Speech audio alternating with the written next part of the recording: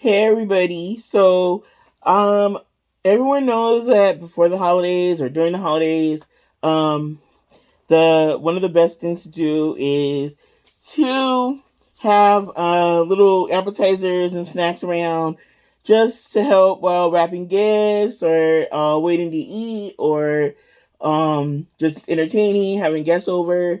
Um and so for the next few videos, I'm going to be doing just little appetizer ideas that I think are good to have on hand. They're really easy, quick to make. They don't really require that much money or time to do it.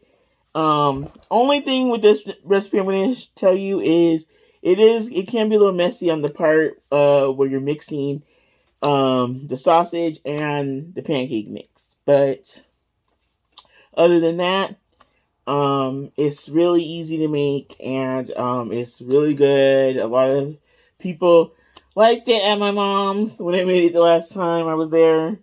But that's one of the things I want to be doing. And the next video, I haven't decided which one I'm gonna do. I don't know if it's gonna be the ranch pretzels or the cheese ball. But the ranch pretzels, I gotta get some pretzels. So I gotta see. In the past, it's been hard to get the stick pretzels, which is what's recommended for that recipe.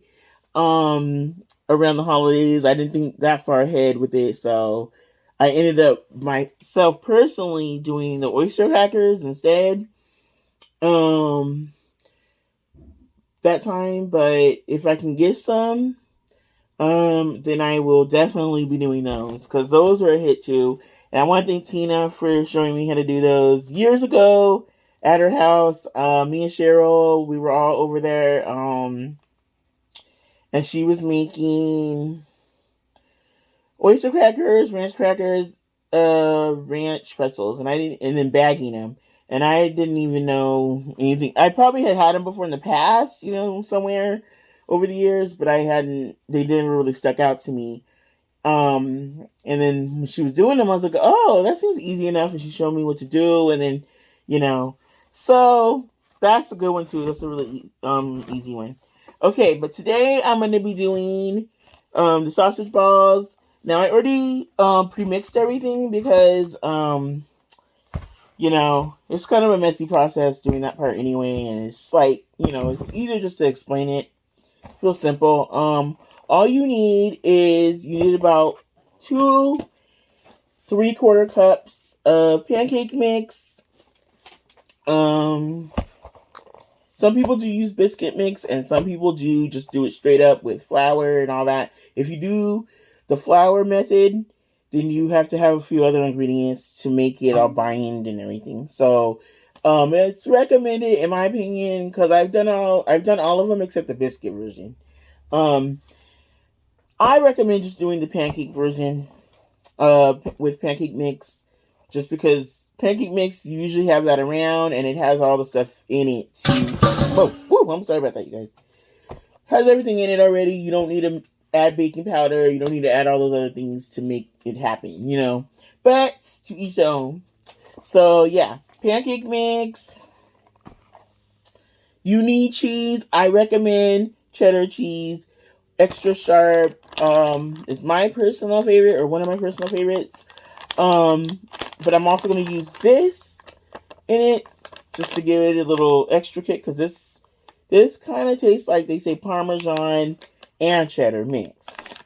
So it may give it a little kick. And I see cheddar usually mentioned with this recipe, but some do use Parmesan. I've used the quote-unquote little cute cheeses in it and stuff in the past, and I always feel like cheddar stood out to me the most because I forgot what cheese it was, but I did use a different cheese one time. And I don't remember that hitting as much as the original, just, cheddar one. So I think I would stick to cheddar, but to each their own there too.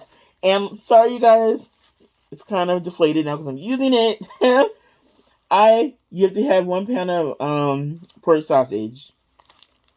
This is the maple. This is the first for me with this. I usually use the spicy. But I took the maple one out to thaw and forgot about pancake mix already having sugar and stuff in it. So I totally forgot. And so, yeah, but if you think about it, pancakes and sausage are sweet, together. So, it's like, it depends, but yeah, a lot of people do the spicy. I do personally, as of right now, haven't tried this yet, but I do personally prefer the spicy. I just feel like I don't know. It's just good. It's not hot. It's not too hot or anything like that. And I just feel like it's a kick. It's good, like at a little party or something. Um. So yeah. Okay, and also realize that the amount of pancake mix you put, the more doughier it'll be. So if you go over that, or you don't put enough sausage, it may be more cakey. Some people like it like that because some of the pictures, if you see, they look like literal cake sausage balls, and then other ones just like straight sausage. So you just, if you do a balance of it, it usually works. And then last but not least, you need some. I personally just put spices in it, seasonings in it. Just because I was reading reviews when I first did these years ago, and people were saying that like the Martha Stewart recipe, which is the one I did where it's you have to use flour and all that. They were saying it didn't have enough flavor, and so I was like, you know what? Let me just put my own flavors, like seasonings I use and anything in it. Because yeah, like they were saying in the comments that she didn't, because she just put salt and it was like a little amount, and then I forgot what else, but so I did a little blend, and that always works over the years for me. So you guys didn't know to get pancake mix. I was just doing it like the way she said it, and I was at my mom's, so she had flour and all that around, so I was like doing it straight up Little House on the Prairie way. Okay, optional, but recommended highly. I do recommend you have a little cup of water when you're mixing it because it's way easier to work with. The raw sausage, the dry pancake mix, the cheese, and all that mixed together. All that is really annoying. I got powder all over me earlier. I just wiped it off. It was a mess. I was inhaling stuff. They do recommend using a stand mixer if you have that, and if you have I probably could have just broke out the blender, but whatever this thing is, mixer. But I've never done it that way, so I just did it the way I usually do it. So anyway, let's get started. I'm gonna ball up a few of these, and then I'll finish the rest off camera. Before you do this though, make sure you preheat the oven 400 degrees, just to have it ready. That oven's been ready. I was supposed to be done with these already. And okay, you guys, I can't stress enough. Make the balls a little medium size, because if you make them too big, it's just, I don't know. It don't hit the same when they're too big. But if they're, like, I would make them more on the smaller end, honestly, to be honest with you, because I've kind of done it all the ways, and my favorite was always like just maybe this size or a little smaller. I just feel like they're just easier to deal with. I don't know, because it's an appetizer. It's a little treat. You're at a party, you're talking to somebody, everyone's in the kitchen laughing, whatever, and you don't really want to just be like with a fork and knife. You just want to kind of pop it in your mouth. So just do that. I recommend. I'm gonna make these kind of different sizes, like medium to small, so I can show when they're done how they look. Now, this unexpected cheddars, like I said, is a new thing with these for me. I've never done it, but like I said, I feel like the other cheeses to me just weren't. It just didn't. I don't know. They didn't stand out to me, but that's me. I'm very like creature of habit with certain things. Like Oh yeah, yeah. I remember making these a while ago, and I don't remember it being this messy. I remember I must have put something on my hand or something, like what do they call it? Powdered my hands, or put. I was gonna spray cooking spray on them, just to like. And this is breakfast too right now. I haven't eaten, so that's why I'm like, I'm not a hangry status yet. Okay, I'm just gonna make these a little smaller. And I don't think I'm gonna make all this dough up today, but it does freeze well because I've done that in the past. Had it already ready, just had to thaw it out, and it was ready to go. So yeah, guys, I'm gonna be making a cheese ball. Never done that before, but it's about time I learned because they got smaller too in the stores, and the ones with the almonds. A lot of recipes say to use pecans, but we'll see. You know, I've never thought about that, but usually the ones I got had almonds. So anyway, guys, I'm gonna make a few like maybe about 10, and freeze the rest.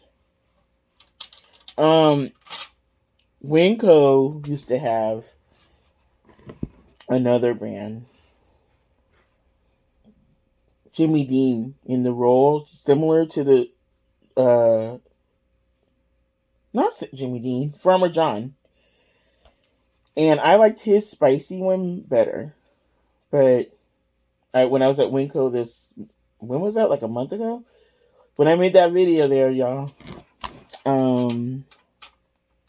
That was the last time I was there. And they didn't have it. So I don't know what's going on. And I had looked before that too, prior to that. So I think maybe it's a supplier thing, or maybe they just don't carry it there no more. And the thing that was crazy was that Winco used to have their own version, does have their own version, that was way cheaper than the farm. I keep saying farmers. Who was the guy? Jimmy Dean, the one that I'm using right now.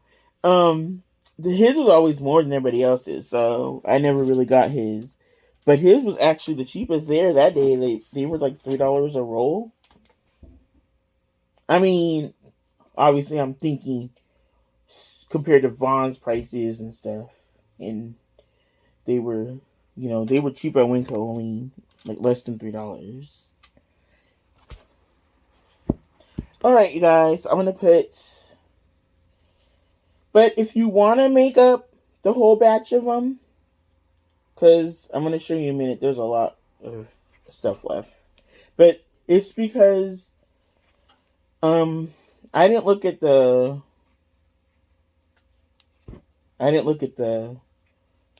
Whatchamacallit,